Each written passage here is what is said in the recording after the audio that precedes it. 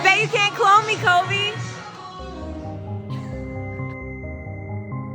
I bet you I can. Challenge is accepted. To clone you, I needed to figure out exactly where you were. So I saw that you're licking Lil Nas X wax figure. I then did a Google search to figure out exactly where it was, and it was in Hollywood, California. So I grabbed my cloning kit and drove straight to Madame Tussauds so I can swab your DNA right off Lil Nas X's face. Once I arrived to the museum, I saw Dwayne "The Rock" Johnson wax figure looking straight at me, so I knew I was in the right place. I now had to figure out a way to get inside the museum without anyone seeing me. I saw no one guarding the front entrance, so I went right underneath the row and went right into the wax museum. I was ready to find Lil Nas X. Second wax figure I saw was Kylie Jenner, but that was not the one I was looking for. As I went through the museum, I saw so many more wax figures. I even saw Tupac, who happens to be my favorite rapper, and it looked so real. I then kept going and saw Demi Lovato. I loved her on the Disney Channel. I then kept going and saw Snoop Dogg, D-O-double-G. Then as I turn my eye, I finally see the person I am looking for, Lil Nas X. So I walked up to him with my cloning kit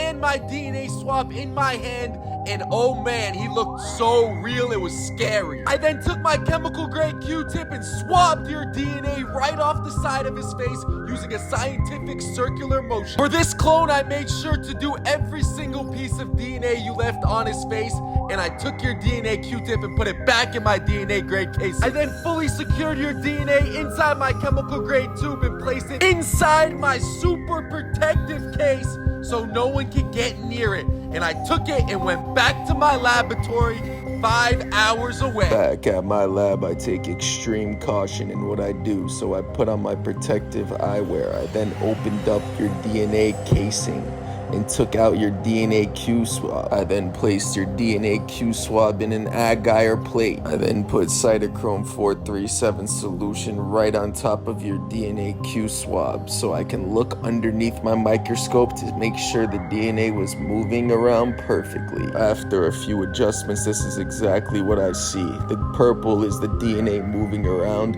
and you can tell right away that it is perfect and ready to be cloned. Using a DNA diffuser and H3N2647 solution, I put it down my DNA diffuser and dripped right into your DNA Q swab. After marinating inside the solution for 24 hours, I took out your Q swab and used a syringe to extract the good DNA into the syringe. I then made sure there was no excess solution on the syringe and put it inside my microcentrifuge chemical grade casing. I then took the casing and put it inside my microcentrifuge for 47 days, spinning at the speed of light over 100 miles per hour.